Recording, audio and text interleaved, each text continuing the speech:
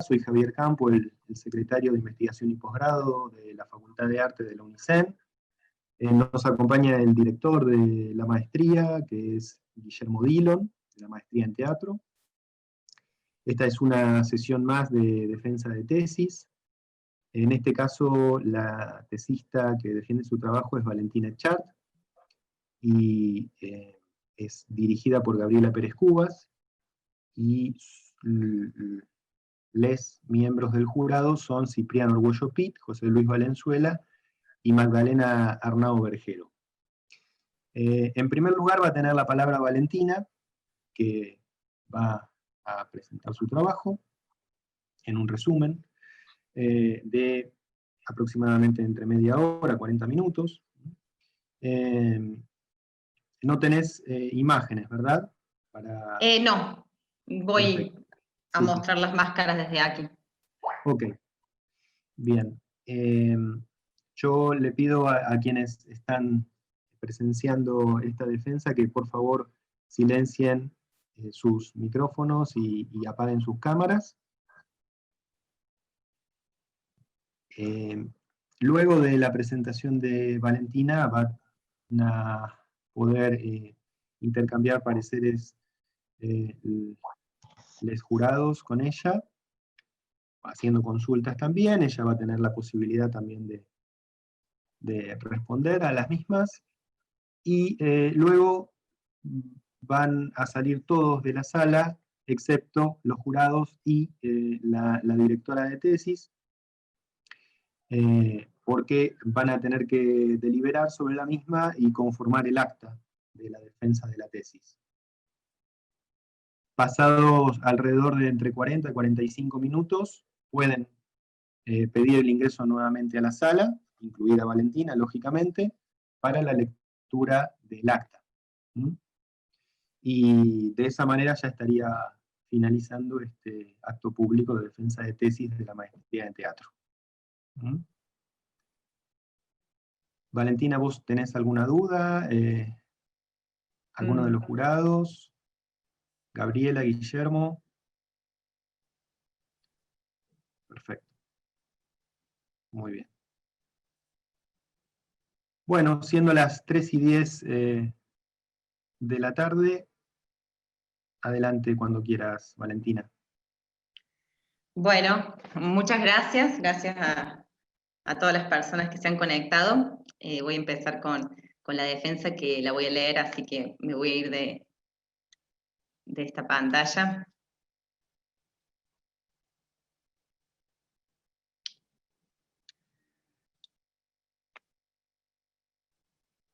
Bueno, le preguntaron a Jacques Lecoq, ¿por qué está usted tan obsesionado con el movimiento? A lo que él respondió, porque cuando nos ponemos viejos, de él solo nos queda el recuerdo. Quizás luego de esta investigación pongo en pregunta, relativizo y miro desde muchos otros costados y posibilidades esta frase que en un primer momento me alucinó. Jacques Lecoq fue un apasionado por el análisis del movimiento. No solo tuvo la intención de observarlo, de entenderlo, de sistematizarlo para llevarlo al teatro, sino para comprender lo que según él movía lo profundo de las leyes de la vida. Su vida profesional no lo llevó directamente a lo escénico, sino que comenzó dedicándose a la educación física. Allí empezó a observar que había cierta poesía en el deporte que iba más allá de un mero movimiento. Es muy conocida una anécdota en donde él estaba entrenando en la pista de atletismo y vino el atardecer, y de repente él describe cómo esas siluetas de los deportistas se empezaron a prolongar y a comprimir, y cómo esas sombras empezaron a hacer de esa pista de atletismo una puesta en escena. Ahí ya se ve un vestigio de su observación entre el movimiento, el espacio y la poética que eso puede construir. Fue actor, fue director, fue entrenador de actores, hasta que decidió finalmente dedicarse en su totalidad a la pedagogía.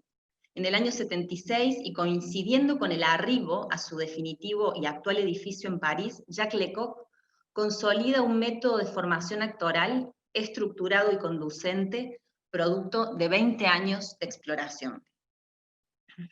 Este pedagogo se posiciona así como uno de los principales referentes del estudio de la corporeidad para la escena, junto a muchos otros, por supuesto, por ejemplo, Jacques Coupeau, Gordon Crave, Adolphe Sapia, Émile Jacques Dalcroze, Etienne Decroux, Jean Dasté, Jean-Louis Barrault, Marcel Marceau, que fueron algunos de los otros protagonistas de la renovación teatral del siglo XX.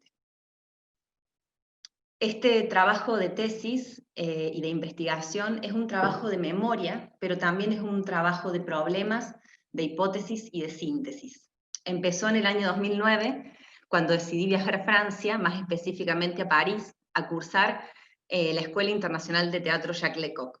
Me motivaba la necesidad de hacer una especialización en teatro, luego de terminar la licenciatura en Comunicación Social en la Universidad Nacional de Córdoba.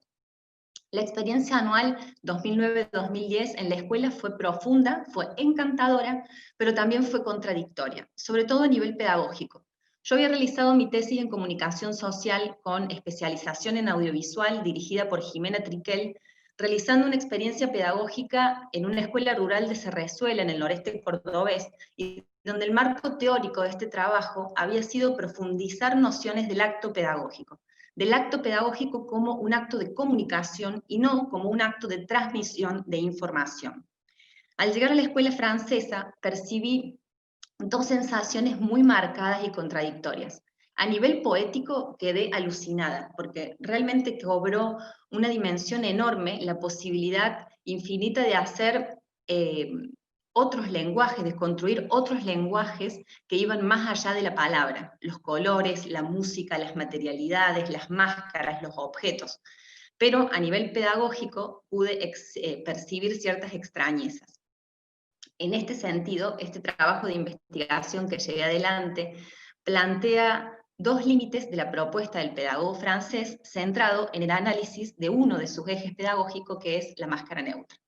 Al llegar a Argentina estuve mucho tiempo sin compartir nada de lo transitado. Yo sentía una sensación como de parálisis interna, como de tener un lenguaje muy codificado que me era imposible hacerlo dialogar con el tiempo, y llamando a otros colegas también egresados del mismo periodo que yo, me di cuenta que no era la única que estaba pasando por esto.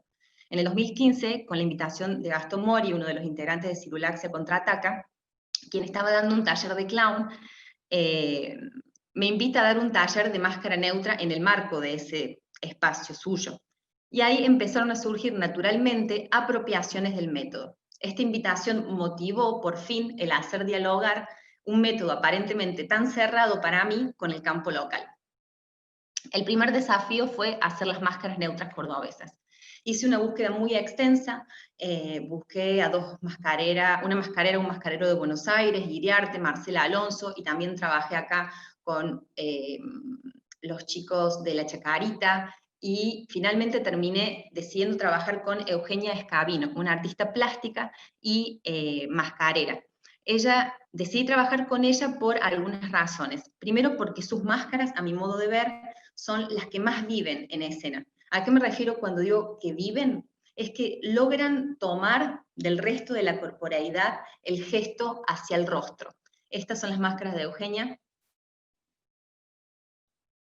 Las construimos en cartapesta y a un costo accesible para mí, como teatrista cordobesa, que eran mucho más baratas que las que proponía Iriarte en Buenos Aires, que están hechas de cuero y con una confección diferente. Lo importante también de esto era que Eugenia vive en Córdoba y las máscaras necesitan, después de mucho entrenamiento, tener la posibilidad de ir al taller a solucionar los problemas, porque la transpiración suele hacer que los bordes se percudan, y está bueno trabajar con alguien que tiene el taller y que es posible un diálogo de ida y vuelta entre la escena y el atelier. Fue en esta misma época que, motivada por mi profesora de canto y unos problemas en los pasajes de mi voz, como actriz, comencé a hacer eutonía con Clarisa de Macabrera. Y fue ahí como en este entrecruzamiento entre lo que empezaba a pasar con los talleres que yo compartía y las preguntas que recibía de esas personas, más mi propia práctica como actriz en eutonía, que me empezaba a resonar otro concepto y otro tipo de neutralidad. Recuerdo estar acostada en las sesiones de eutonía y empezar a decir, ah, esta es mi neutralidad, estos son mis apoyos, y no el de los hombres de todos los hombres, o el de la mujer de todas las mujeres. Recuerdo también empezar a sentir ahí este concepto de corporeidad y empezar a alejarme de esta noción de cuerpo instrumental al que yo podía dominar, al que tenía que entender de una manera racional y controlarlo, ¿no? Sino que empezaron a cambiar palabras, empezaron a cambiar las palabras de aprender por la palabra de atender, empezó a cambiar la palabra de dejar el afuera en la calle por integrar ese afuera y empezar a construir desde un devenir consciente. En este sentido, esta investigación empezó casi de un modo inconsciente. Desde 2015 a 2020 realicé un trabajo prolongado donde me comencé a preguntar también esta cuestión de la artista investigadora. El campo de mi investigación fue producto de mi propia experiencia como actriz y estudiante, luego como coordinadora de talleres y luego también como directora de espectáculos que dirijo.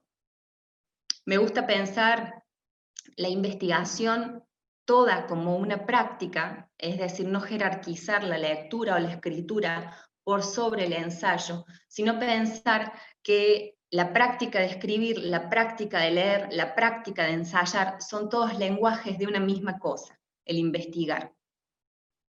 La misma fue del circuito no académico al ámbito académico y estuvo radicada en el Centro de Investigación en Artes de la Universidad Nacional de Córdoba desde 2018 hasta la actualidad. Este trabajo de escritura cierra en el primer año de radicación que terminó el año pasado a fines de 2019. El devenir de la investigación comenzó a mostrar la necesidad de contraponer esta idea de universalidad y neutralidad y esta idea de un cuerpo atravesado por un cuerpo máquina, un cuerpo objeto instrumental, a la idea de corporeidad, de persona y de pensamiento situado. En este sentido, atravesaron esta investigación definiciones de cuerpo en la modernidad, que se describen de una manera fuertemente biologicista, en contraposición con la filosofía de Gilles Deleuze, de Félix Guattari, desde la antropología de David Le Breton, Duchy Melich, y desde corrientes del pensamiento somático, como Gerda Alexander y Gaby Pérez Cubas. Entonces, ahora vamos a adentrarnos un poquitito más, luego de esta presentación, en lo que plantea Jacques Lecoq en relación a la máscara neutra y cuáles son los aportes que le vamos a hacer después de este trabajo de campo.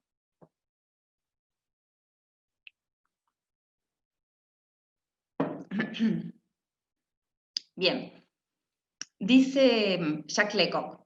Jacques Lecoq plantea a la máscara neutra como una máscara de cuero marrón, como vimos, ¿no?, que pretende simular el rostro humano en estado de calma.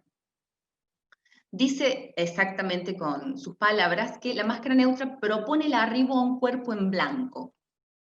En esta cita, expurgar todo lo que pueda estorbarles para encontrar con la mayor aproximación la vida tal como es. Tenemos que despojar un poco a los alumnos de su saber, no para eliminar lo que saben, pero para intentar crear una especie de página en blanco que esté disponible para recibir los acontecimientos del exterior y para que pueda imprimirse allí el drama.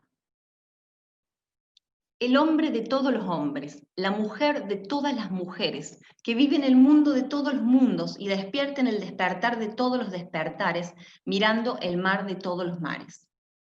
La máscara neutra se presenta en la escuela como una ficción utópica de universalidad. Dicha presentación le brinda un perfil muy esencialista, ¿no?, y de carácter poético. La propuesta es encontrar eso que nos pertenece a todos. A nivel expresivo, puntualmente, se trabaja el estado de calma y un estado de inocencia frente al descubrir por primera vez. A nivel del análisis del movimiento, el espacio, en lo corporal, todos los espacios, la respiración, pero desde una actitud de dominación de la respiración y no de atención, y la economía de movimientos. Y a nivel de escritura escénica, se intenta buscar en cada improvisación los temas comunes a toda la humanidad y la ilusión de construir detrás de un espacio vacío. en un espacio vacío. Es indiscutible lo rico del entrenamiento. ¿En qué sentido? En que en el momento en el que se oculta el rostro y nos salimos de esta máscara social establecida, se amplía inmediatamente los horizontes de actuación para la persona que la porta. Me gusta mucho algo que dijo Euge Salazar, una de las psicólogas que fue a uno de los laboratorios, de los conversatorios, que dijo, lo que sucede es que se abre, en el momento de utilizar la máscara, una variada cantidad de verdades novedosas, que hace que una o uno pueda moverse y flexibilizar códigos, aspectos fijos, patrones de movimiento establecidos a lo largo del devenir actor o actriz. El problema es que al mismo tiempo que abre, en la escuela, al intentar buscar una sola neutralidad y una sola universalidad, se formatea de nuevo y se vuelve otra vez limitante. Es como si hubiera un momento ahí en el entre en donde tuviéramos que flotar en esa fragilidad para no volver a formatear el cuerpo al estilo Lecoq. De hecho, allí, si entramos a la página web de la escuela, veremos que a lo largo de los años las fotografías son bastante similares y empieza a haber un tipo de cuerpo en donde es muy identificable quiénes son las compañías egresadas de la institución. Creo que el entrenamiento debería alejarse de este lugar esencialista de la neutralidad y la universalidad como un lugar de llegada definitivo y único.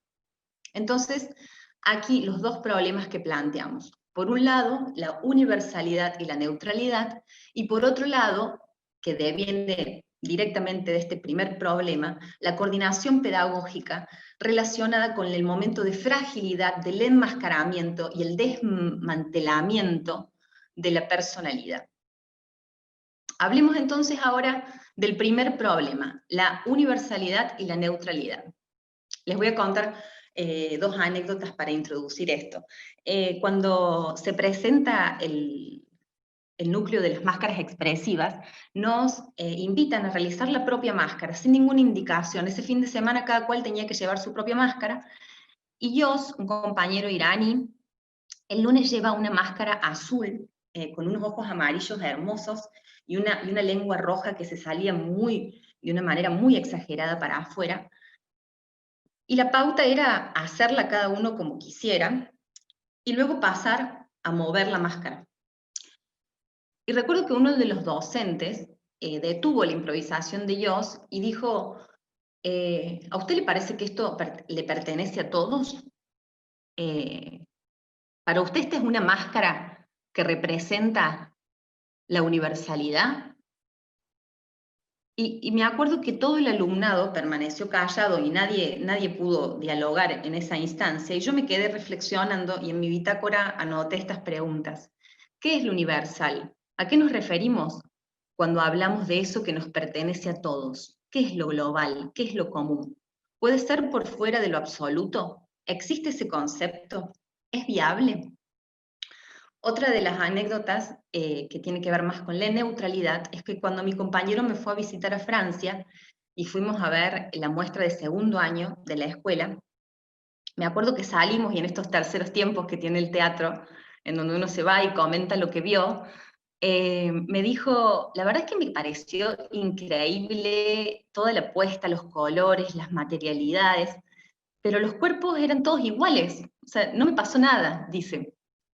Y entonces eso también me dejó preguntas en relación a este formateo de lo corporal. Y ahí surge esta pregunta de ¿qué es lo neutral? La RAE, por ejemplo, define la neutralidad como algo que está carente de rasgos distintivos y expresivos. Entonces me pregunté con esta tesis, nos preguntamos con Gaby, ¿qué es ser neutrales y universales? ¿Se puede ser neutrales y universales sin ser uniformes? En el libro, él le escribe que la universalidad no es uniformidad, sin embargo, no es lo que luego realmente acontece en la escuela, sino que a mi modo de ver se prioriza un modelo de físico, un modelo de gesto lecoquiano. ¿No hay en la ambición de neutralidad y de gesto común alguien que determina ese gesto justo? ¿No hay allí una noción de mayoría y por ende una noción de poder? Desde 2015 hasta 2019, en los espacios de entrenamiento que compartí, arribé a algunas conclusiones móviles, por supuesto, como todo, pero que por ahora me acompañan. Lo primero que sentí fue la necesidad de abolir la palabra universalidad. En este sentido, en los entrenamientos propuse cambiar la palabra universalidad por la palabra potencias subjetivas. A partir de esto, abolimos la intención de llegar a líneas globales o generales de los que nos pertenece a todos y propusimos una epistemología situada, es decir, suponer que cualquier conocimiento comporta una relación específica con su origen, es decir, que el contexto desde el que se adquiere el conocimiento influye directamente en la elaboración de tal. O sea que más que buscar lo que nos pertenece a todos, lo que hacemos es pensar el desde dónde, es decir, situar de manera consciente, y esto lo tomo de Gaby, esos saberes tácitos con los que cada uno arriba al entrenamiento, dialogarlos, ponerlos sobre la mesa para comenzar a entrenar. Esto fue universalidad por potencia subjetiva, saberes tácitos. En relación al saber, al concepto de neutralidad, este concepto sí me interesó guardarlo, pero otorgándole un carácter errante. Es decir, ahí donde Gerda Alexander vuelve a darnos desde la eutonía algunas pistas para entretejer uniones. Entonces describí en este trabajo tres miradas: la neutralidad como movimiento eutónico creador. Es decir, nadie sabe cómo es un movimiento neutral. Lo único que podemos descubrir como actrices y como actores es el autodesarrollo de ese movimiento, empezar a percibir cada una sus propios apoyos que nos llevan a un espacio de calma en la escena. La neutralidad como una actitud de abstenerse, es decir, una actitud de no expectativa frente al movimiento que voy a hacer, frente a la escena que voy a encarar.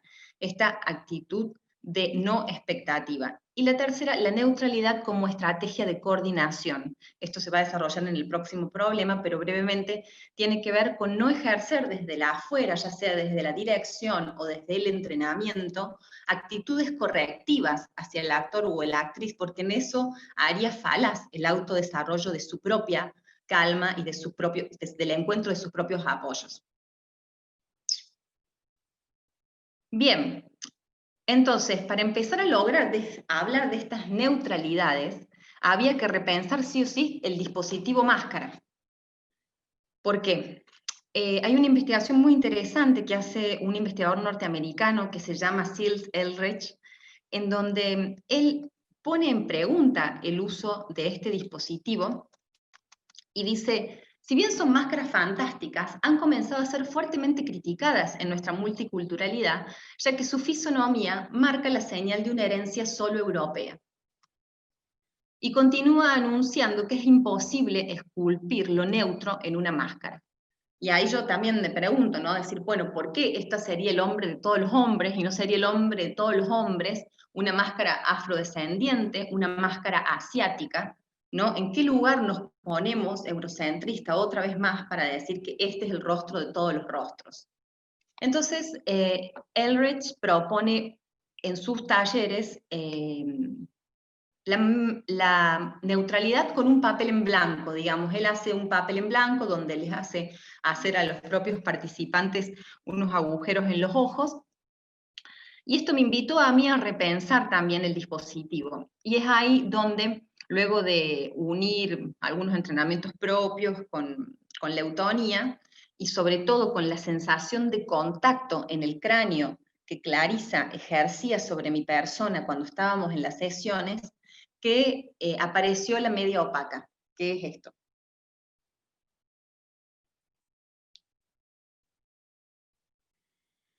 La media opaca es una pieza textil en forma de capuz. Toma todo el cráneo hasta el cuello. Es negra, es flexible y funciona a modo de una segunda piel. Es una herramienta que tiene como objetivo dar un pasaje amigable a este ocultamiento del rostro y que prioriza, a mi modo de ver, uno de los lugares más, para mí, ricos del entrenamiento, que es el ocultamiento del rostro. Y desdibuja el gesto estándar que pretende la máscara neutra. la sensación de contacto con el cráneo le brinda al sujeto una contención para atravesar la desorganización primera que le provoca este ocultamiento. En las entrevistas que realicé a las personas que han participado de los laboratorios, surgieron 4 sistematizaciones que son las siguientes. Con la media opaca, la mirada se vuelve hacia adentro. Describen sentir, estar presentes y hacerse presentes. Es decir, la relación piel-contacto-cráneo que propone la media opaca es lo que describe Ruth Netcher, un límite, una frontera que da contorno, delimitando el territorio corporal personal dentro de un contexto universal. Esto hace que cada uno de los participantes dispare su mundo interior con recorridos pretéritos que le han dejado marca a lo largo de su vida. Un segundo ítem que fue también narrado con frecuencia en las entrevistas es que se desmantela la mirada externa. Esta es impunidad y desborde. Es decir, al tener esa mirada entrenublada con el exterior, permite una noción de expandir un poco los propios límites del entrenamiento. Y algo muy particular que surgió es que cada participante describía encontrar su propia justeza. Y en esto también pienso mucho en los entrenamientos en la escuela, en donde lo que era justo y lo que no era justo lo disponía la coordinación, pero no lo disponía una como actor o uno como actriz. Entonces, esta sensación de encontrar los propios límites del desborde me parece que es algo interesante que sucede con el entrenamiento. El tercer punto es que se recupera una estética de lo corporal. Al poner en falta un poco el sentido de la vista, que es el sentido que ha primado durante la modernidad por excelencia, al poner en falta la vista se priorizan los otros sentidos, el tacto por sobre todo, el olfato y sobre todo también el oído. Del gusto, bueno, el gusto no se prioriza tanto porque no le hacemos comer cosas a los participantes, pero hay una estética de lo corporal muy diferente bajo el ocultamiento de la mirada.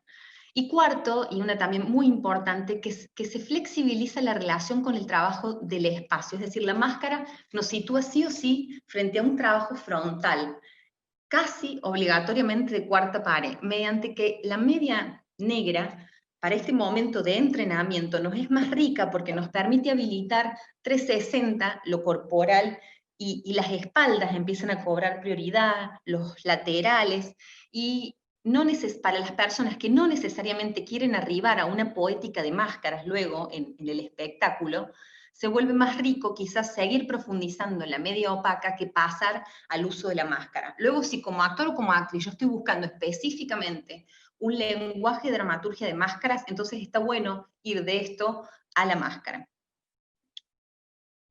Bien. Vamos ahora al segundo problema, y ya el segundo problema relacionado directamente con este primer problema es la coordinación pedagógica. Es decir, en el proceso de enmascaramiento va acompañado de un pequeño desmantelamiento de la personalidad sostenida por una ética del rostro con el que sobrevivimos el día a día. Hablo de una fragilidad casi sorpresiva para la persona que se encuentra entrenando. Entonces, repensar la neutralidad y proponer un conocimiento situado en detrimento con un conocimiento universal sucederá si propiciamos un terreno fértil para ello. Con esto me refiero a la importancia del rol de la coordinación. Creo que la coordinadora debe estar atenta a no aplicar por sobre todo actitudes correctivas que hagan falaz el autodesarrollo del movimiento y por ende del propio material escénico. Considero que solo desde allí la persona podrá hacer fluir sin temor a hacerlo bien eso que ella misma encuentra como novedoso bajo el ocultamiento de su rostro. Aquí deviene el límite que yo encontré en la escuela, que eran los grandes silencios entre profesores y alumnado, grandes silencios entre el propio alumnado. Todo esto va generando una descontextualización y una cosificación del alumnado que va entretejiendo lo que a mi modo de ver, Rita Segato plantea como una pedagogía de la crueldad. De una manera paulatina, los vínculos entre los propios compañeros de curso se van desensibilizando, aislando en busca de su propia supervivencia. Esta idea del maestro gurú, esta idea de una pedagogía idealizada y verticalista, queda establecida. Y de hecho, desde mi experiencia, en las escuelas de Buenos Aires hay muchas que aún siguen transmitiendo el método desde un lugar vertical. En relación a esto, la propuesta de investigación propone una coordinación dialógica, tomando de nuevo a Rita Segato, pensar en conversación, luego una autocoordinación, la bitácora personal. Durante los laboratorios dimos un cuaderno personal a cada una de las actrices y los actores para que fueran haciendo sus propias devoluciones en los cuadernos, y este cuaderno funcionaba como una especie de alter ego en donde íbamos conversando, y era una palabra silenciosa que se daba de cada uno de ellos, del cual yo no era parte, y una coordinación testigo. Esto generaba la resonancia espejo. Es decir, cuando empezaba un día de entrenamiento, yo les daba nombres entre cada uno de ellos para que se observaran e intentaran espejarse durante o al final del encuentro. De nuevo, esta intención de salir desde el lugar de la palabra de la coordinadora o la entrenadora. Estas son de la coordinadora. Bueno, estos son los dos problemas que encontramos en esta unidad de la máscara neutra y las dos posibles respuestas que le aportamos a un método extremadamente rico, que claramente me llevó a pensar 10 años y ponerlo en práctica y co-construir, porque me dejó resonando muchas cosas.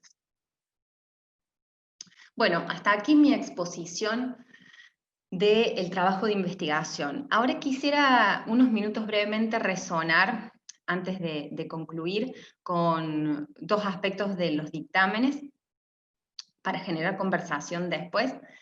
El primero es que me dijo José Luis en relación a lo terapéutico, y que me parece una gran pregunta, y que creo que como teatrista camino en esa cornisa, y quisiera comentar las claridades que tengo y las dudas que tengo al respecto. Quisiera aclarar primero que este fragmento de investigación que expuse en estas 120 páginas es la mitad del proceso de entrenamiento. La investigación continúa, actualmente radicada en Sepia 2019-2020, y lleva el nombre, que es Media opaca y máscara neutra, del entrenamiento autocognitivo al desarrollo del propio material escénico. Es decir, que esta segunda mitad de investigación tiene el objetivo de producción de obra.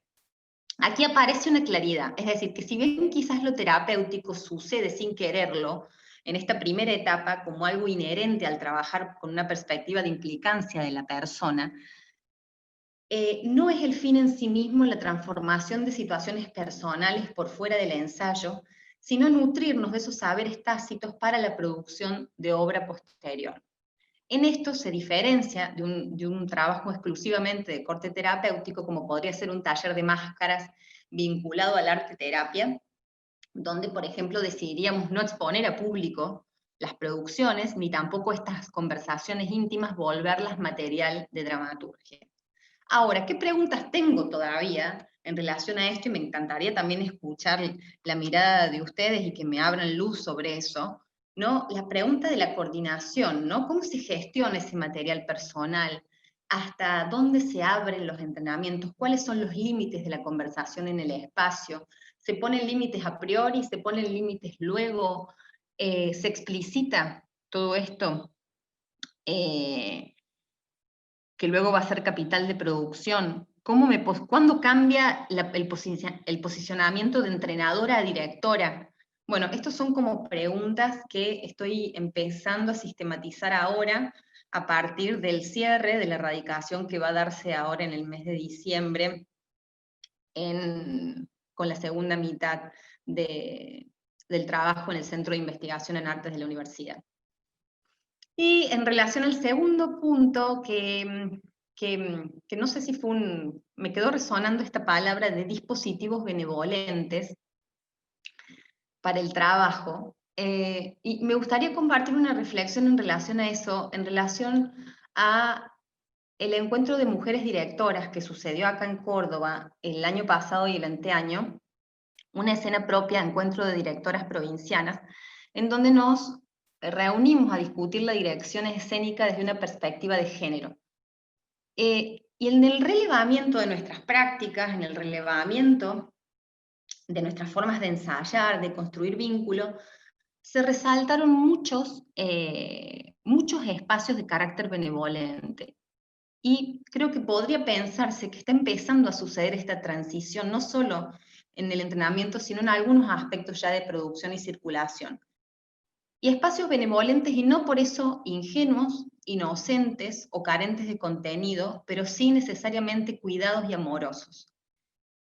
Y creo que creemos en un modo de trato distinto y en invadir estos espacios de investigación, de ensayo, académicos, de producción de obra, de circulación de obra, con otras lógicas para vincularnos, lógicas que desordenen, como plantea Sully Rolnick y Guattari, el inconsciente capitalístico, sobre todo del régimen vincular de relacionarlos, ligados a ideas de competitividad, de desconfianza, de individualidad, de sobreexigencia, de culpabilidad y de crueldad frente a los otros. Y resonaba, mientras escribía esto, con un trabajo del investigador francés François Dubet, que se llama ¿Por qué preferimos la desigualdad? Él describe que frente a los pilares de la Revolución Francesa de libertad, igualdad y fraternidad, lo que se desdibujó en primera instancia es la fraternidad. Y dirá, es difícil ignorar que la igualdad exige, antes que nada, un sentimiento de fraternidad.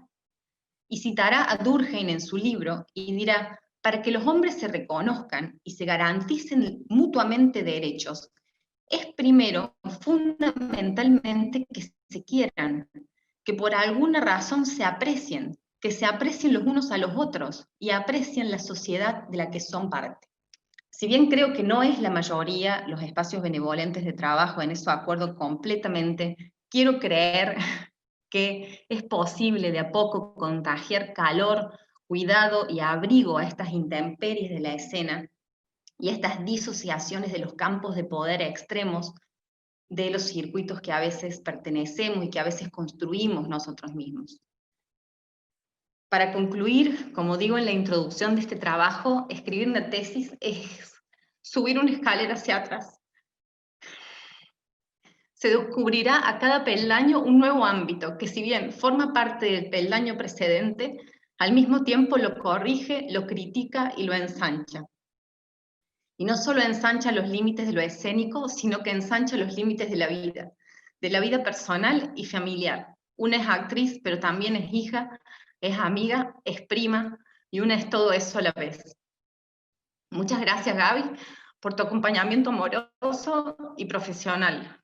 Gracias a mis viejos por sus pasiones, por su empuje y su práctica profesional. Gracias a mi compañero por bancar mis insomnios. Gracias a mis amigas artistas que se prestaron a entrenar conmigo y a profundizar estas preguntas. Gracias al UNICEN por dar un espacio de formación de posgrado accesible a nivel económico y con un cursado posible para personas que trabajamos y que no necesariamente tenemos ganas de ir a la gran capital. Para cerrar, quisiera compartir una frase de una actriz que me animó a involucrarme en el trabajo teórico. Quisiera que las actrices, yo misma inclusa, cambiaran su conciencia frente al propio oficio. Esto nos obligaría a ir más allá de lo que conocemos, a superar el recelo y la inseguridad que nos mantiene alejadas de las abstracciones teóricas y de la exposición de nuestras vivencias. Para garantizar una presencia visible, las mujeres del teatro tenemos que asumir la responsabilidad de escribir su propia historia, con palabras, formas y perspectivas que pienso deben ser redescubiertas y reformuladas. Julia Barley, 2017. Muchas gracias.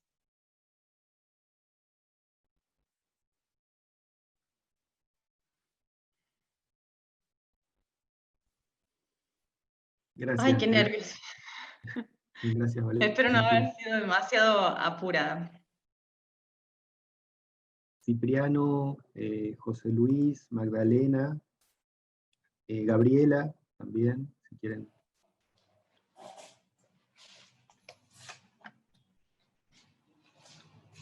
No sé si hay un orden, si no, no tengo problema de empezar.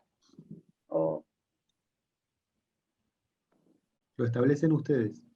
Adelante, Magdalena. Bueno, gracias. Bueno, antes que nada, Valen, gracias por la exposición impecable. Bueno, un poco como quizás ya leíste en el dictamen, a mí me sorprendió muchísimo la tesis, muchísimo y muy gratamente. Realmente me quedé agradecida de leer la tesis. Digamos, es ese tipo de trabajos que, en primer lugar, un trabajo de investigación muy sólido, realmente muy sólido. Y eso no siempre sucede, uno no siempre se encuentra necesariamente con esa solidez en un trabajo de maestría, de investigación. Muchas veces también, digamos, pasa, digamos, en las investigaciones en las artes escénicas que de repente tienen mucha riqueza reflexiva, pero la riqueza, digamos, en metodológica y el aporte, digamos, de tu tesis me pareció impecable, impecable. Eso como primer medida, digamos, ¿no? Pero además me pareció no, de nada. Además, me pareció esto, digamos, que creo que parte, digamos, del asombro, del buen asombro que me dio leer tu tesis, es que me pareció una tesis de una potencia que excede, ¿cómo decirlo? Tu objeto de investigación, excede lo que te estás preguntando. ¿Sí? Me parece que en algún punto es una tesis que se pregunta por cosas muy fundamentales, ¿no? En un sentido quizás esto es obvio porque tocas, sobre todo dos nodos, digamos, que han desvelado, si se quiere, al mundo contemporáneo, ¿no? Que es esto justamente la universalidad y la neutralidad, que por supuesto, digamos, a la filosofía, a las ciencias sociales, a las humanidades del siglo XX, la han interpelado por todos lados, pero esto no se acaba, ¿no? Y me parece que una gran riqueza que tiene tu tesis es que ese no acabarse, es que vos lo haces carne. Que vos te sentís interpelada por las preguntas, o sea, desde algo que en los estudios de las ciencias, los estudios de la corporeidad, los estudios sociales del cuerpo en las últimas décadas, lo ha puesto como en el centro de la escena, ¿no? Como algo que no veníamos viendo, digamos, ¿no? Que no veníamos viendo ni en las ciencias sociales, ni en las humanidades, ni siquiera en las mismas artes, que esta cosa de cómo estas preguntas que nos empezaron a revelar, las hacemos carne. Y cuando digo las hacemos carne es cómo nacen de los contextos vitales en donde nos movemos, ¿sí? Esto que vos te preguntas, ¿qué es, digamos, un cuerpo hegemónico? ¿Qué es lo universal? ¿Qué es esto que se supone que hablen por todos, ¿no? A mí me pareció impresionante cómo todas tus preguntas nacen de un modo encarnado, todas, ¿no? No solo las preguntas cuando te vas a encontrar con la técnica de Lecoq, sino cuando te dejas atravesar por la autonía, cuando te dejas,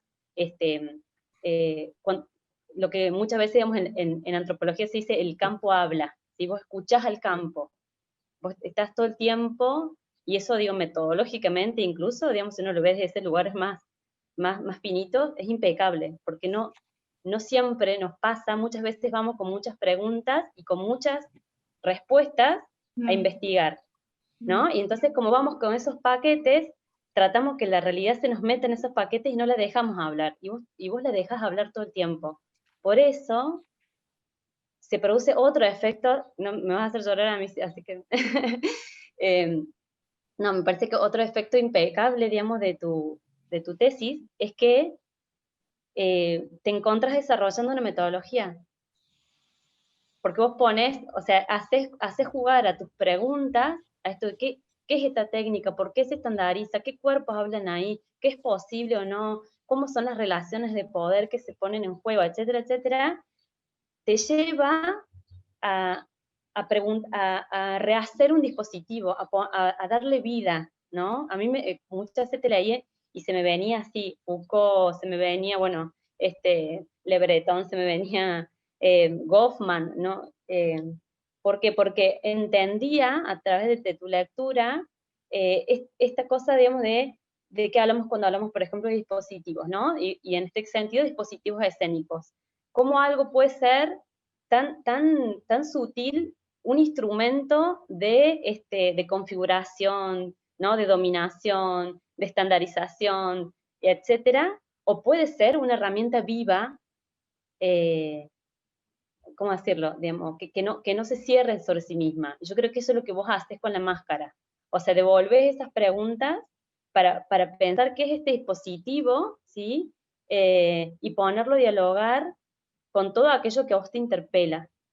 Entonces, a mí se me venía, y recién cuando te escuché iba anotando más cosas, pero digo, claro, lo que hace la Baden es tomar un método cerrado, ¿sí? Un método que cierra, que es como este método se tiene que aplicar de esta manera, tiene que dar estos resultados, ¿no? Estandarizados, desde una lógica súper moderna, digamos, en el sentido, ¿no? del método cartesiano, digamos, ¿no? Esta idea de un único método aplicable así, y que no es para interpelar la realidad, sino que para que la realidad se meta ahí, en este compartimento chiquito, ¿no? Vos lo pones en discutir y generas un método que, bueno, un poco como lo que te decían recién, bueno, puede llegar a estar ahí, ¿no? Coqueteando con lo terapéutico. Yo creo que no, porque lo que tiene de borde, sí, es que es un método abierto, además es un método que posibilita, es un método que lo que está diciendo es, esto es una herramienta para indagar, para abrir, y para sí, pero de un modo situado siempre, ¿sí? Porque no tiene una respuesta de antemano, ¿sí? Es un engranaje que mueve cosas. Eso se me viene cuando te escuchaba recién y cuando leía esto de cómo, digamos, qué tiene de particular la máscara neutra, cómo vos te vas encontrando con eso, para qué habilita, qué se supone que habilita ahí, qué herramientas permite bucear a esos sujetos implicados, que en realidad, y por el encuadre que vos le das, y eso me parece que no lo vuelve terapéutico, y lo vuelve escénico, y lo vuelve herramienta de investigación escénica, es que hay un encuadre. Un encuadre, esa habilitación, ¿cómo decirlo? Permite poner a andar cosas muy genuinas, ¿no? No es un yo hablando ¿sí? en primera persona solamente, es un yo quizás en función de cómo hablar de lo común, pero de lo común situado, de lo común que nos interpela, de lo común que es colectivo también, ¿no? Entonces te iba leyendo y yo, la Vale se encuentra sin quererlo, digamos, también, o sea, a ver, mm, con herramientas que vienen de campos muy diferenciados.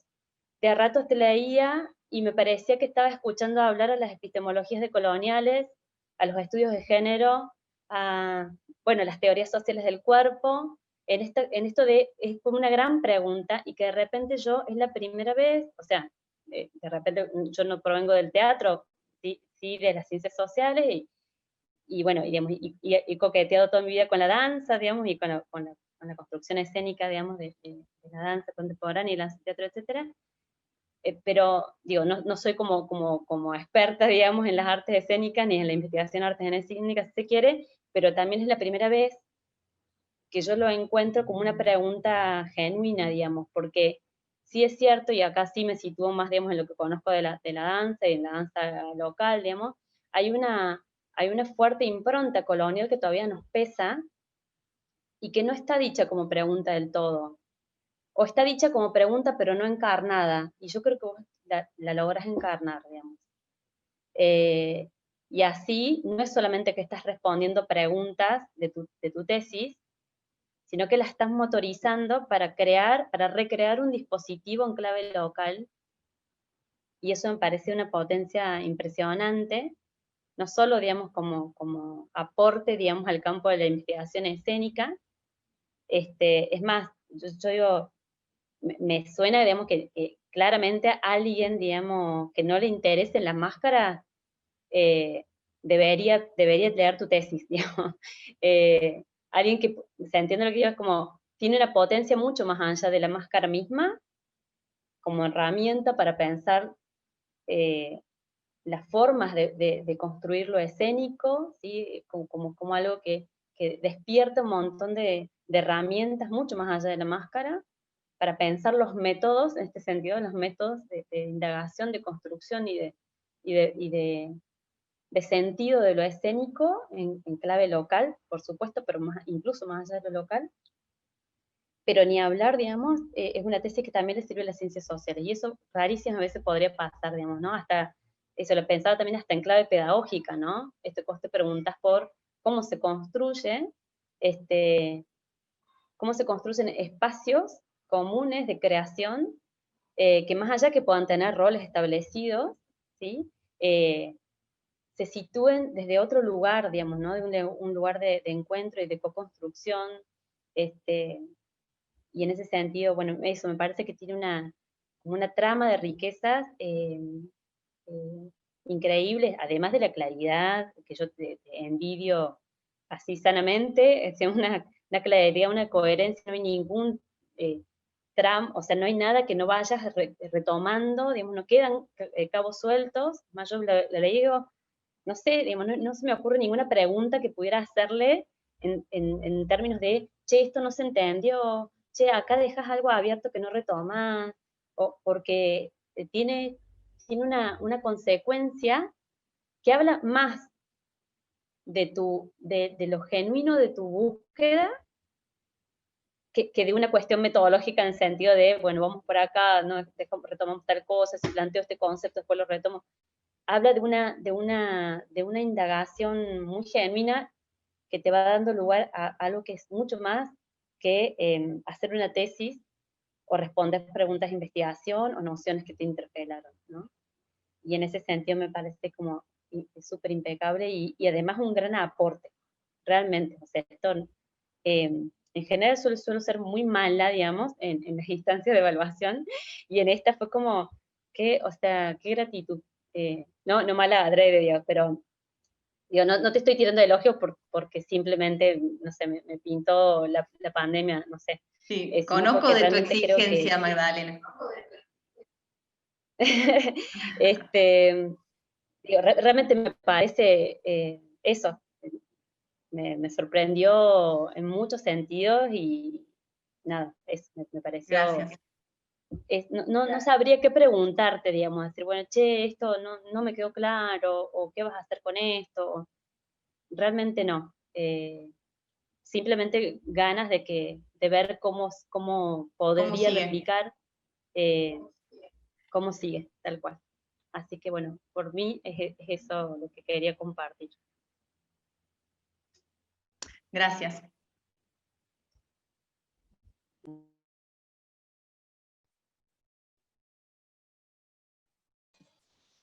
¿Vos, Javier, das la palabra? Sí. No, que Cipriano o José Luis, que sean ellos los que... Yo prefiero que hable el maestro, pero bueno, pero si no habla, hablo yo.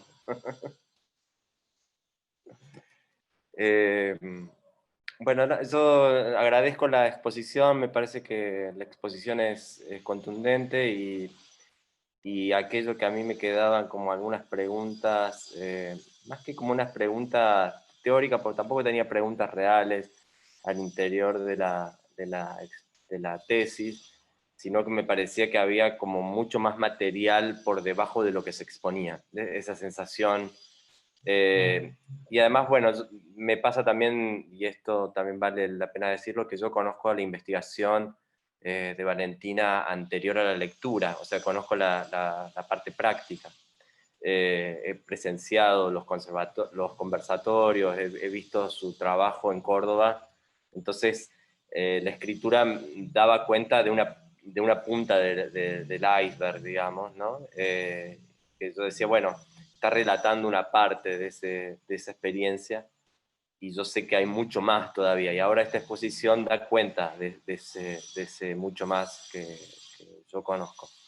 A mí hay dos cosas que me parecen muy interesantes del planteo de la tesis, que es atreverse a cuestionar un propio saber, ¿no? Un propio tránsito. Eh, Poder discutir a un gurú como Lecoq, la verdad que es, habiendo siendo estudiante de la escuela y de una escuela tan prestigiosa y tan internacionalmente renombrada, etcétera, poder discutir conceptos tan fundamentales como la universalidad y la neutralidad, me resulta realmente muy importante, pero además discutir el rol pedagógico, ¿no? y el rol de coordinador. Entonces, a mí me parecía que la tesis, por momentos, esto también es una pregunta, ¿no? ¿Qué es investigar en arte? Tiene a veces estos lugares de poca definición, digamos, ¿no? Que yo no lo veo como problema, pero lo veo como pregunta más que como un problema irresuelto. Lo veo como una pregunta a desarrollar, que es qué es la investigación en arte y cómo se mezcla todo el tiempo las múltiples actividades que tenemos como docentes, directores, actores, investigadores, coordinadores, gestores, digamos. Todo esto de nuestros propios proyectos, que también ponemos nuestro cuerpo y después a la palabra, y la palabra al cuerpo, a la lectura, digamos, todo este campo sensible de investigación que hace que la investigación artística sea un campo problemático. Y lo digo problemático en el buen sentido, no, no lo digo críticamente. Y la tesis da cuenta de ese campo problemático, de ese campo de tensión. Entonces, a mí me parecía que en ese lugar es un gran aporte a los estudios teatrales desde esa perspectiva, de pensar que es una investigación artística. Y me parece que la maestría también está haciendo esa pregunta ya hace tiempo. A mí, la única observación que yo tengo, y que no es para polemizar, en realidad simplemente es una pregunta que me queda sonando, es que si bien vos cuestionás la idea de universalidad y neutralidad, no la descartás en algún punto. O sea, no es que en el trabajo no es que queda totalmente fuera, digamos. Es como revisitarla desde otra perspectiva. Es como dudás, en todo caso, de una perspectiva universal europea o eurocéntrica o una idea de cuerpo hegemónico. Pero mi pregunta es, bueno, hablas de potencias subjetivas y hablas de las potencias de los propios cuerpos, pero también hablas de calma y también hablas, o sea, hay ciertos conceptos de la teoría y de la propuesta de Lecoq que me parece que persisten.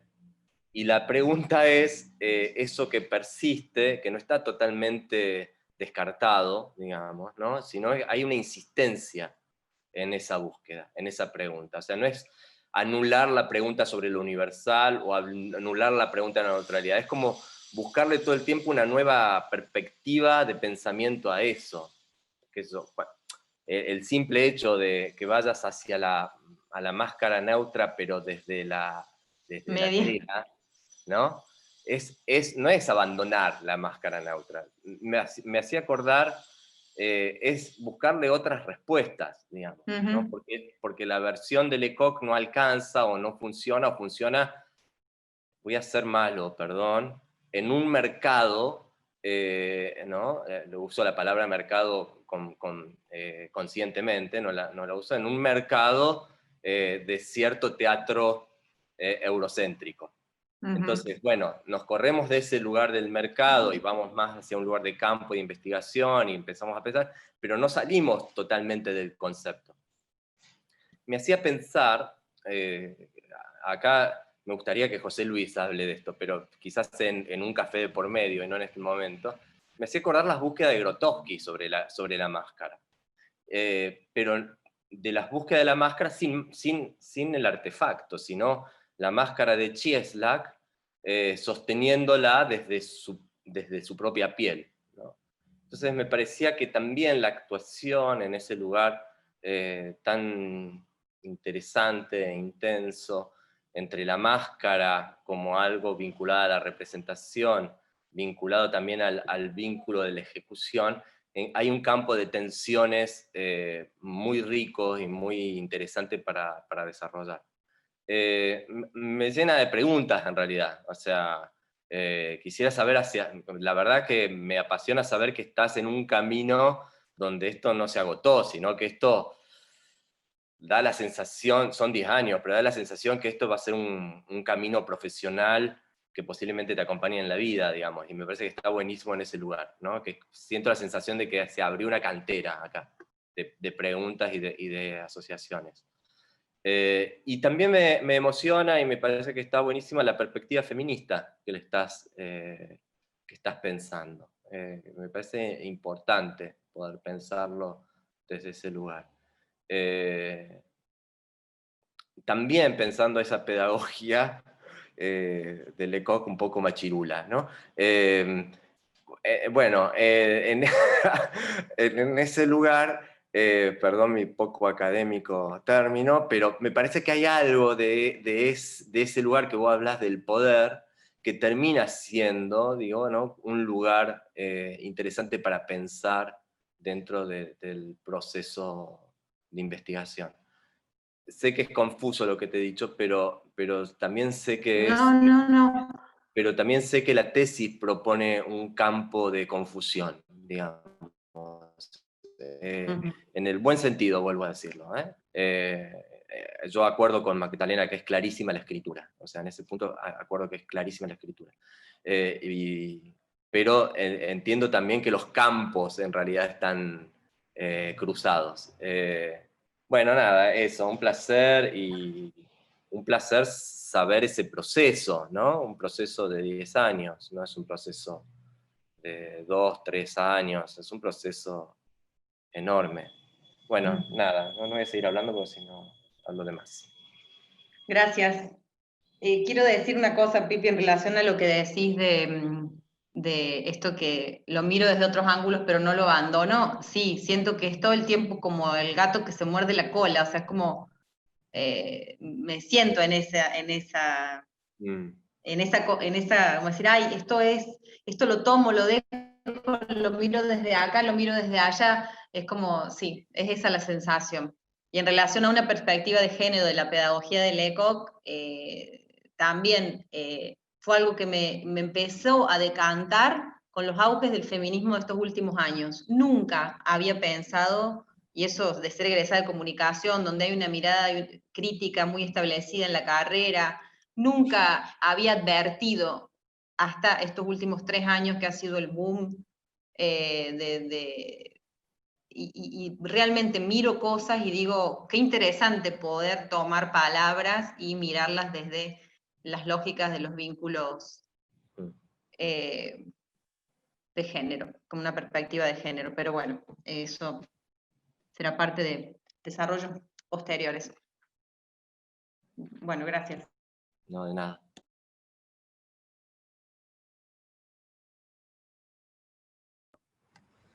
Bueno, me dejaron al final.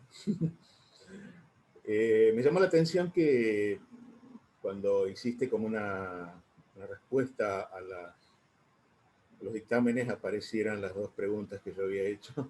Parece que fui el único abogado del diablo, por decirlo así. Que en realidad no son objeciones a tu escritura, que coincido con mis antecesores en la palabra, en que es una tesis ejemplar.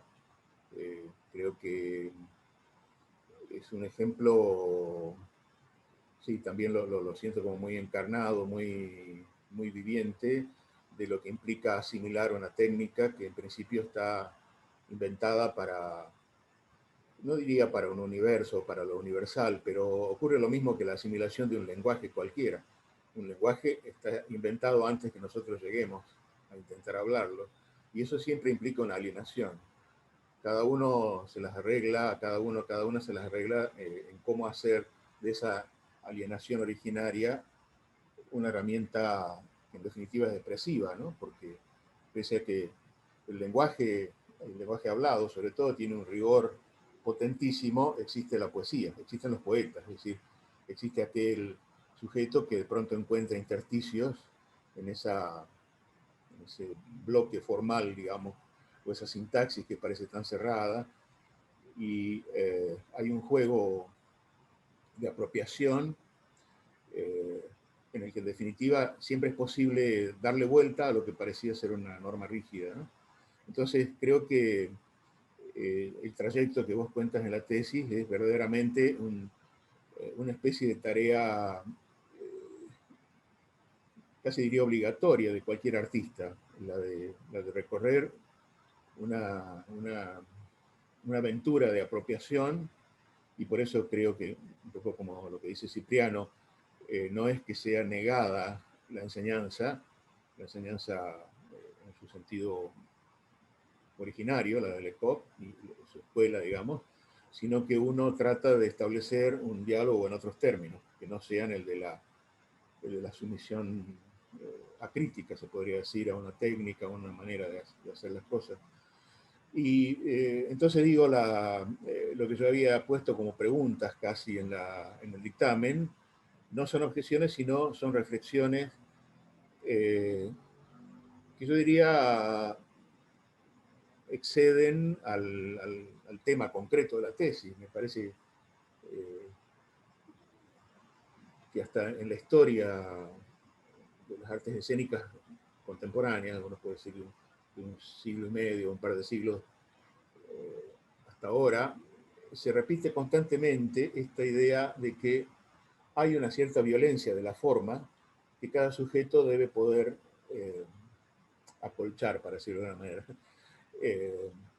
Me hacía acordar a cómo toda la poética no realista que transita desde la mitad del siglo XIX hasta el siglo XX y hasta el siglo XXI, nace precisamente con François de Sarthe, con un problema de que él quiso aprender el bel canto y le arruinaron la voz, le arruinaron la garganta, porque le obligaban a someterse a un patrón de colocación de la voz y de utilización de su propia garganta que terminó destruyéndola.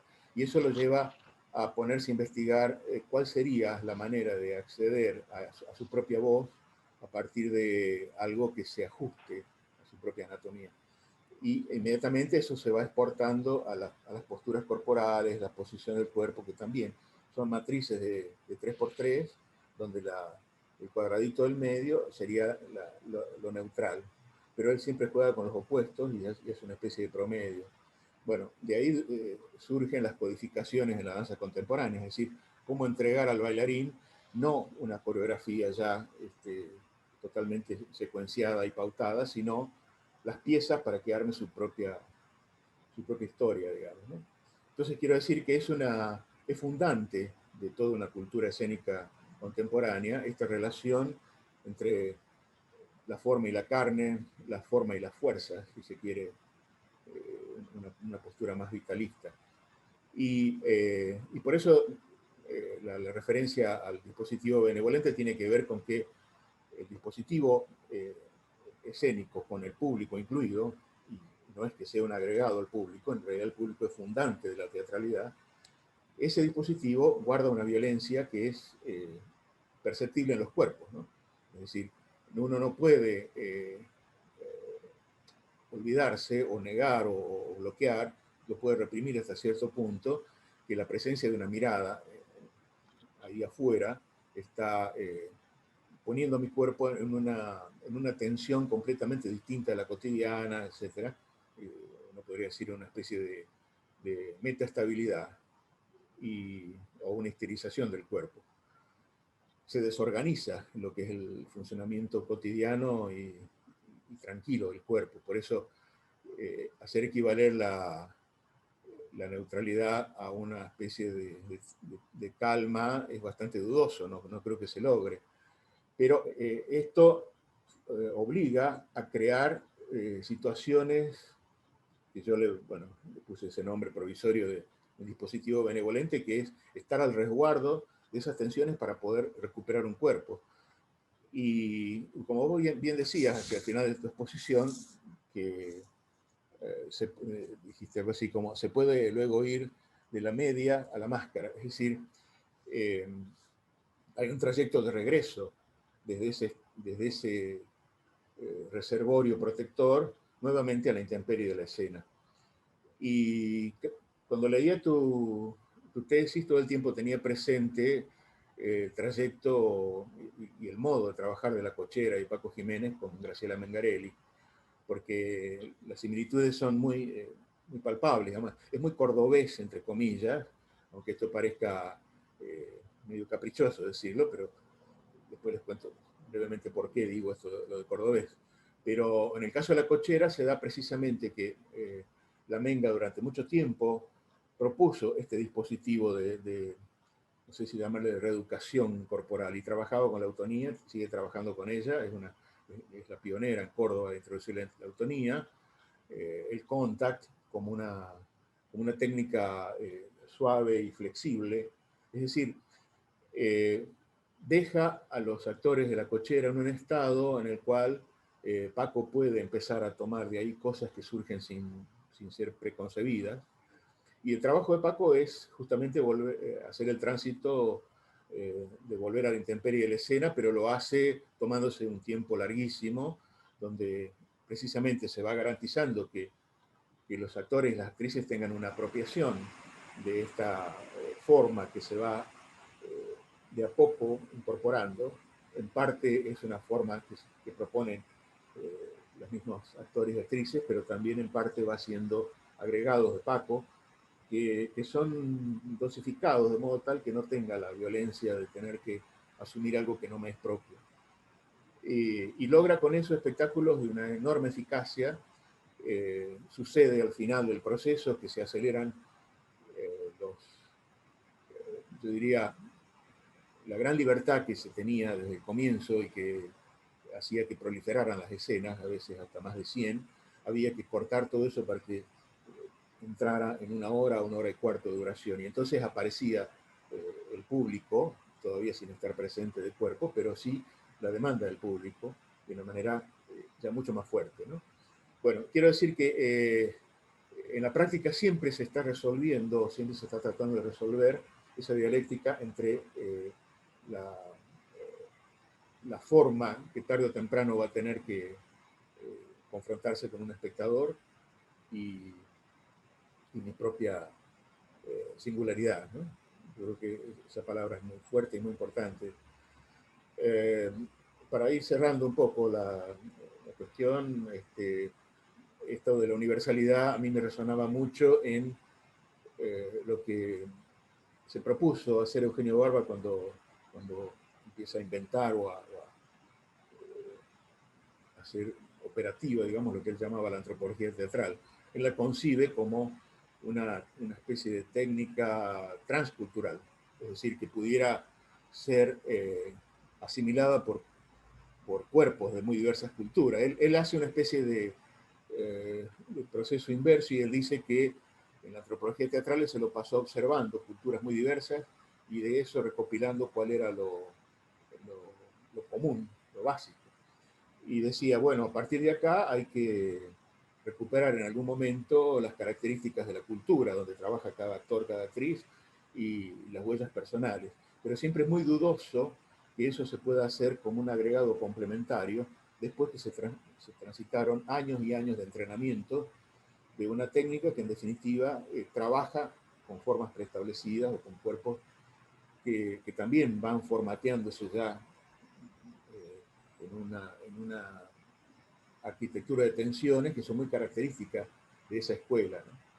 Entonces, yo creo que lo que vos estás proponiendo en tu tesis es dar vuelta a ese orden. Es decir, no es que uno deba primero transitar por toda la violencia de la forma ajena y después tratar de recuperarse uno mismo como individuo del otro lado, como singularidad, sino que esa singularidad puede ser sostenida y defendida desde el comienzo, explorada, obviamente, sin que nunca sea exhaustiva esa exploración, y después se verá cómo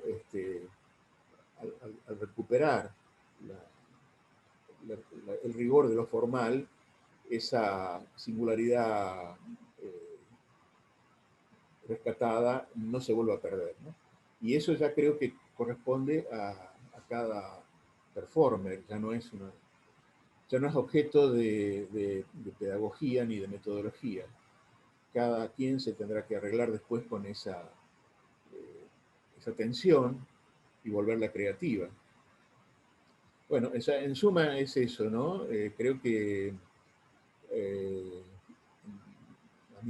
yo comparto con mis colegas la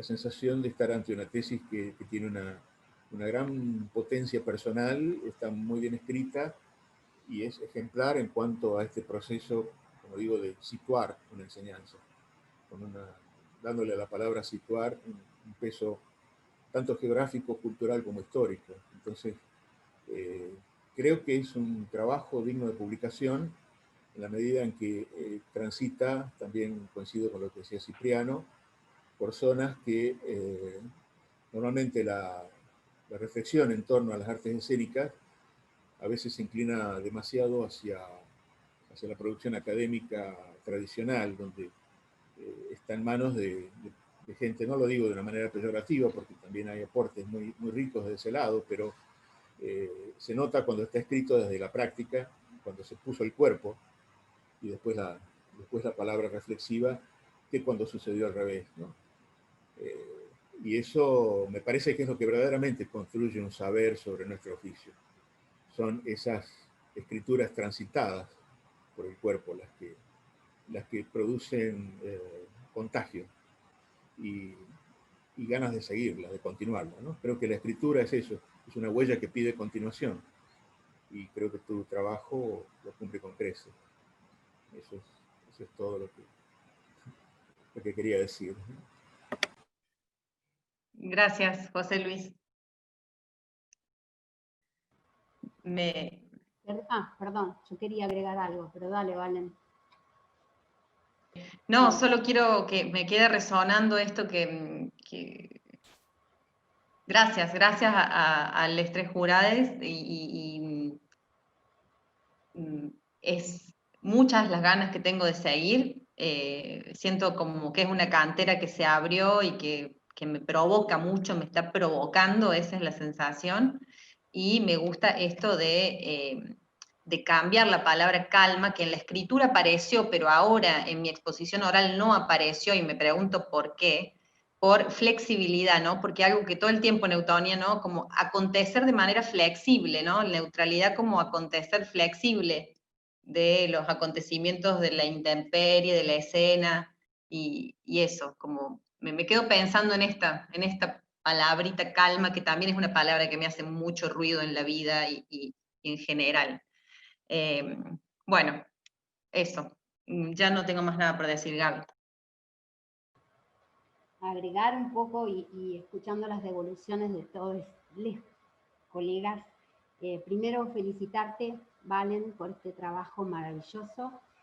Fue un proceso hermoso para ambas, de mucha discusión. Retomo algunas palabras que fueron exponiendo como la cuestión de esta tesis que genera confusión, y me encanta confusión, de confundir, de mezclar, de cruzar, de tensionar, de contaminar, y porque precisamente ese es el objetivo de esta maestría que estamos coordinando con mis compañeros, ¿no? En la CAP, precisamente porque es un campo que está cuestionándose permanentemente, esto que decía el Pipi, Cipriano, que decía, ¿qué cosa? Que decía, ¿qué estamos investigando? ¿Cómo lo estamos investigando? O esto que decía Magdalena, ¿no? Que accedes y tomás tantos recursos. Es que precisamente estamos tomando muchísimos recursos de muchísimos campos y llevándolo a esto que decía José Luis, de la escritura vivida, de la escritura habitada, porque es una escritura transitada en la escena. Y entonces contarles que este proceso ha sido muy rico, precisamente porque huimos de las definiciones categóricas y de las respuestas certeras, y permanentemente trabajamos en esta confusión, en la que también se nos cruzó a ambas la cuestión del género y de nuestros feminismos batallantes, y esto también nos ha permitido, en el encuentro de directoras en Córdoba, hablamos mucho de estar pensándonos. Nosotras nos estamos pensando. Y creo que la investigación en la práctica escénica se está pensando. Entonces, este camino que propone Valentina, que está abierto y que se llena de preguntas, tiene que ver con la decisión de permanecer en un pensamiento que se construye en el hacer. Y en ese sentido, te felicito, Valen, y estoy muy contenta de haber compartido este proceso. Coincido con ustedes en que es incipiente, que falta toda la otra pata de lo que es la escena de la Valen y cómo aplica esto en sus procesos creativos. Así que orgullosa y feliz de que concluyas esto. Gracias, Gaby.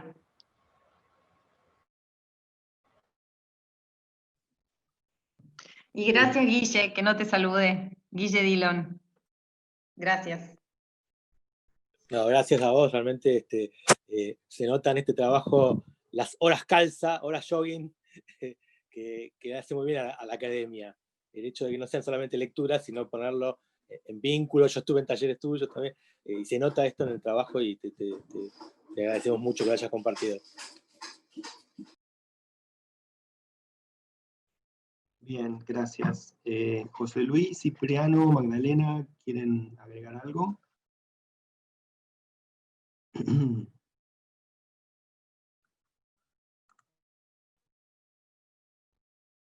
No. No, por mí todo bien. Ya está. Por ahora no. Bien. Entonces, ahora lo que vamos a hacer es, van a tener que salir todos aquellos que están como de oyentes, incluida, claro, también Valentina. Y estarían Cipriano, José Luis, Magdalena y Gabriela, y corto la grabación naturalmente, y discuten entre ustedes y le abran el acta. Y cuando nos volvemos a conectar, se lee el acta por alguno de ustedes. Son las 4:30 de la tarde. ¿Les parece bien que pidan de vuelta la conexión a las 5:10? Así le damos tiempo. Si necesitan un poco más de tiempo, no hay inconveniente, se quedan en espera, pero para que se vuelvan a conectar a las 5:10, dentro de 40 minutos. ¿Mm? Bien. A mí me parece de 10, no sé. Muy largo, ¿te parece, Magda? ¿Cómo? No se escucha, se cortó justo. No digo que me parece perfecto. Está bien. Bueno, muy bien, entonces ahí cortamos. Bien, siendo las 5:11 p.m. del 12 de noviembre de 2020, y habiendo ya deliberado el jurado por la tesis de Valentina Echar, vamos a dar lectura del acta.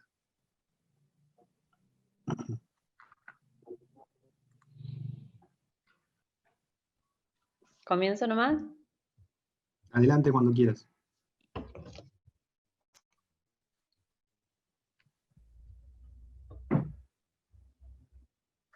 Bien.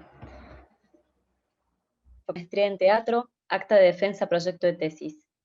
En Tandil, Buenos Aires, Argentina, siendo las 15 horas del día 12 de noviembre del 2020, se procede a evaluar la tesis de la maestranda Echar Valentina, alumna del posgrado, maestría en teatro, mención actuación, titulada Media opaca y máscara neutra, hacia un entrenamiento situado desde la corporeidad.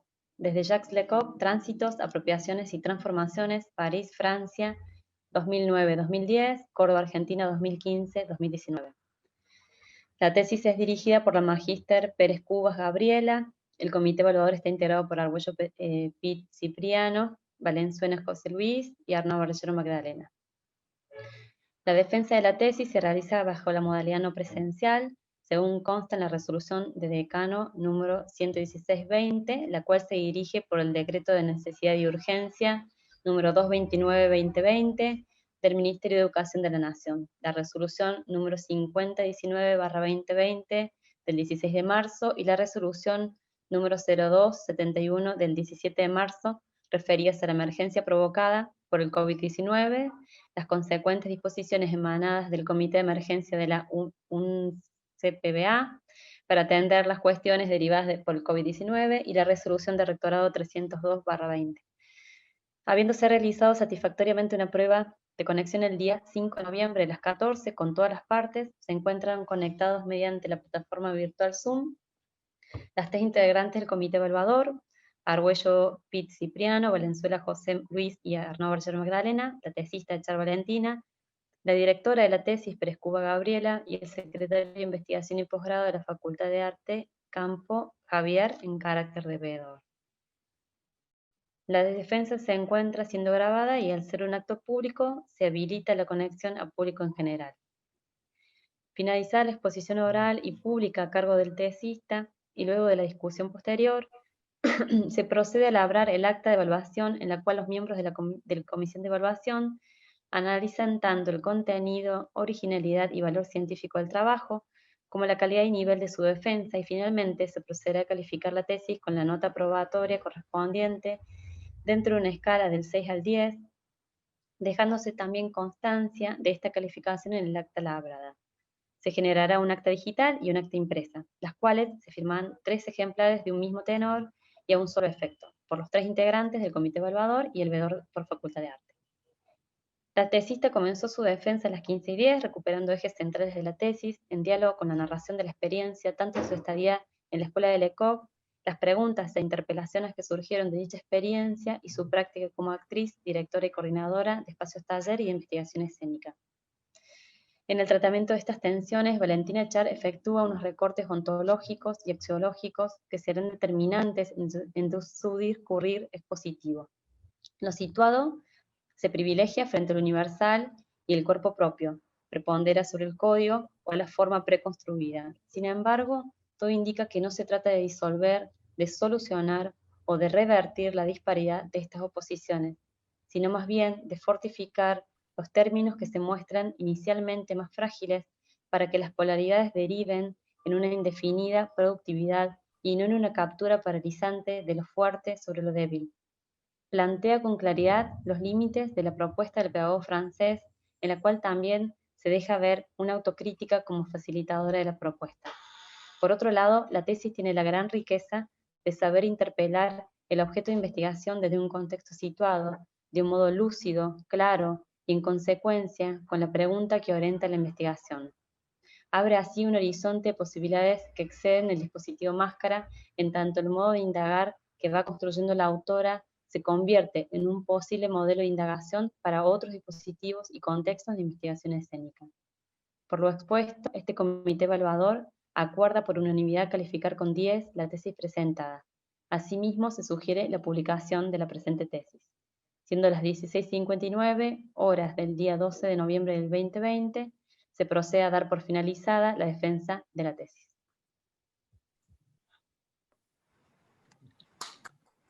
Pueden abrir los micrófonos, Bueno. y le demos un aplauso.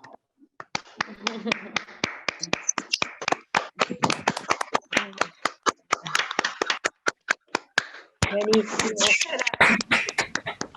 Me ¡Bravo! gustaría, ¡Bravo! ¡Bravo! ¡Buenísimo! gracias, ya me gustaría estar ahí cerca y te abrazar. ¡Bravo! ¡Bravo, hija! Cada ¡Bravo! uno. Gracias. ¿Tengo que hablar? Felicitaciones, Valen. No, No, ya puedes llorar. No tengo nada para decir, la verdad. No tengo nada para decir más que gracias, que a mí me ha costado muchísimo mi tránsito con el teatro y agradezco profundamente la instancia de haber podido hacer esta maestría para encontrar una integración de mis saberes que era tan difícil para mí cuando uno no sabe cuando va a elegir la carrera a los 18 de qué quiere hacer en la vida. Y la verdad que valoro muchísimo estas instancias de posgrado que ayudan a solucionar cosas que si no uno quizás se queda toda la vida con una angustia y con una sensación de algo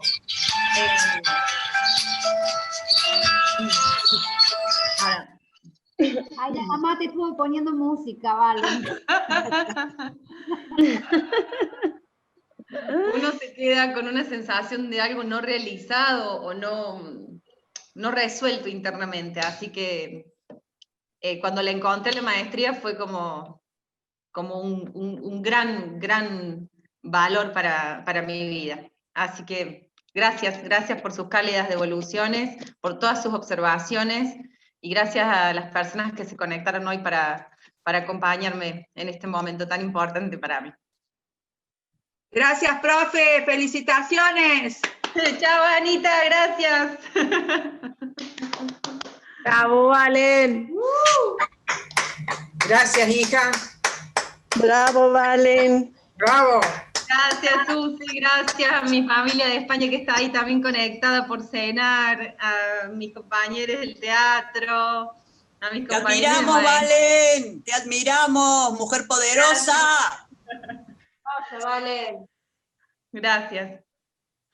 Abrazo grande, Valen. Ya nos cruzaremos para algún lado y nos tomaremos ese vino. Dale, me encanta esa idea. Que pase pronto esto del COVID, así podemos reencontrarnos. Dale. Bueno. Abrazo. Abrazos. Muchas gracias por participar. Felicitaciones, Valen. Estamos contactando, Valentina, para los trámites a seguir. Bueno, gracias, Javier. Hasta luego. Buenas tardes, gracias a todos. Hasta luego. Adiós. Gracias. Chao, chao. Gracias.